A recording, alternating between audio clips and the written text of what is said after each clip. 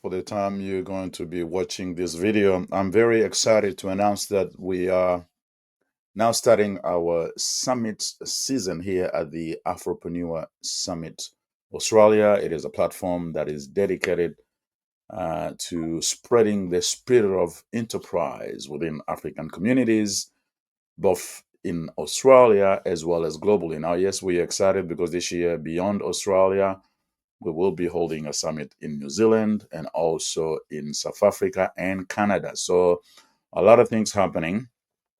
And our first summit is happening this June, next month, on the 14th of June in Tasmania. And after that, we'll have Adelaide on the 15th of August. And after that, we're going to Brisbane and then to Perth, Sydney, and finish with Melbourne in the Australian context. The New Zealand summit is happening on the 8th of November. So that is going well. The preparations are going well. And South Africa will be in August, the 22nd of August. So we will keep you informed. So as we start this summit season, we're going to be having a series of publications that I would like to call the spirit of enterprise, because that is essentially what our job is, to spread the spirit of enterprise within our communities. And the spirit of enterprise is not just about starting a business. The spirit of enterprise is about the mindset, the energy, the drive for entrepreneurship and innovation. As you know, if you've been watching or reading our publications, we don't just focus on commercial enterprise, we also do social enterprise. So the spirit of enterprise is not about just starting a business. It is about having a proactive attitude, having creativity, courage, resilience, and a relentless drive to take initiative in the midst or in the face of uncertainty.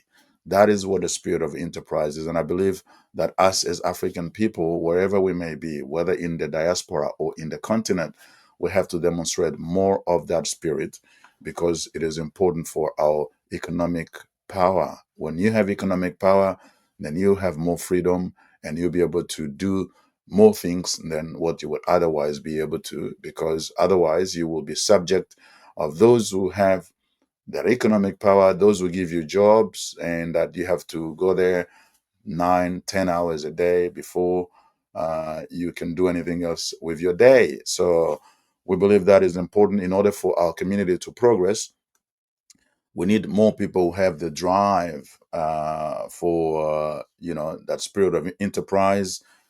It is demonstrated when, even though you don't have a lot of resources, but you are not limited in your imagination, and you can do things with very little resources. In fact, we have people in our network who started their business without necessarily having initial financial capital. And that is possible if you have a good network where you can actually source some of your capital from the network. And we'll be talking about some of those cases that we will be bringing out, just to give people more understanding, and hopefully be able to get more people to engage in entrepreneurial endeavor. So, it is possible to build something out of nothing if you have imagination, if you have a drive, if you have that spirit of enterprise. We see that spirit of enterprise in all of our communities. In fact, for many people like us in the African communities, the simple fact of leaving Africa to live in Australia is a demonstration of spirit of enterprise. I know people come uh, in different circumstances, but someone like myself who had to pay my way to Australia, because I know a lot of members of the African communities generally have arrived in Australia from perhaps a forced migration background, but there's a lot more that have come here because of skill migration. They've come for love, they've come for studies. And some of us just decided that we couldn't stay in our country of origin for anymore for some time, because of all the political instability and everything, and we decided to go and see what's happening elsewhere. And that whole initiative of living and packing and making your way to a country where you don't know whether you're going to make it or not, you don't know what's going to happen. That is in itself a spirit of enterprise, which we're trying to encourage in our platform. And that is very important. We see the spirit of enterprise in a lot of our community members, because even the mothers who perhaps start a hair salon in their garage, that is also spirit of enterprise. And now you just have to see how you can develop that further, so it's not just a hair salon in your garage. It goes on high street, and you can even develop into a whole franchise. And that's the sort of thing we're trying to teach in our community, because we know that within our communities there are a lot of people who have that spirit of enterprise already, who have that entrepreneurship spirit, but that sometimes could be limited to just what I would like to call survival entrepreneurship. And we want to take that survival entrepreneurship into a developmental entrepreneurship. So it's no longer just about surviving, but it's about thriving because you can, because conditions in a country like Australia are, circumstances in this country allow everyone who wants to be able to achieve their dreams. If you can't do it in Australia, I don't know where else you can do it.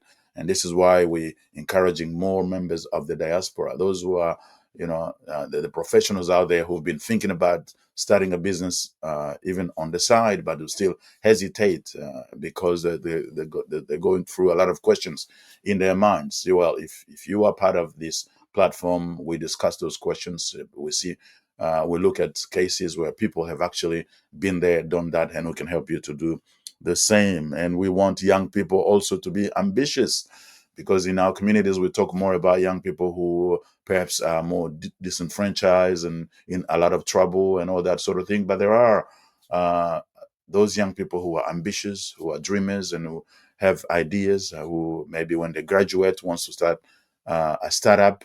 And we want to be able to equip young people to be able to dream and take action to achieve their dreams. And that can be done in many settings. So this is really important, that we want to see more of this spirit of entrepreneurship all over the community, and even just a community leader who perhaps turns a simple idea into an empowering platform. That also is, a spirit of enterprise. We're telling the community leaders that you don't have to just continue to run a small association. How about thinking of developing that association to become an institution? How do you go about that? And you can learn a lot from established business strategies that can help you, even though you are not in business for profit, but you are in business for impact. Because an association is a business that is creating impact, that wants to create an impact. And you can use proven business strategies to achieve that. So you don't have to want to do commercial business to be part of this network, to attend our events and contribute to what we are doing. If you have ideas to create something that empowers others, that helps others, a charity is a business that is in the business of creating impact. So spirit of enterprise is not just about profit. It's also about purpose. It's about solving problems. It is about creating values, lifting others as we rise, and turning challenges into opportunities. Therefore, within our African communities, we think it is important to nurture and support this spirit. And this is why we have established the Afropreneur platform. We may be under resourced in many ways, but we are not limited in our imagination. And we need to have that capacity to ignite transformation in our communities, and we can do that if we collaborate more. And that's why, and I will end here, it is important for all of us to have that spirit of collaboration, not competition, because there's a place for everybody.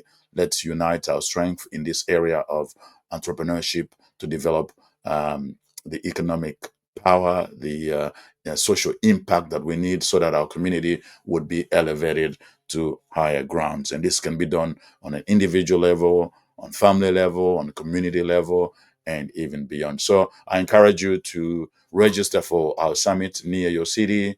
As I said, the first one is in Tasmania, in Hobart, Tasmania. The second one in Adelaide, South Australia. Third one in Brisbane, Queensland. Fourth one in Perth, WA. Fifth one in Sydney, New South Wales.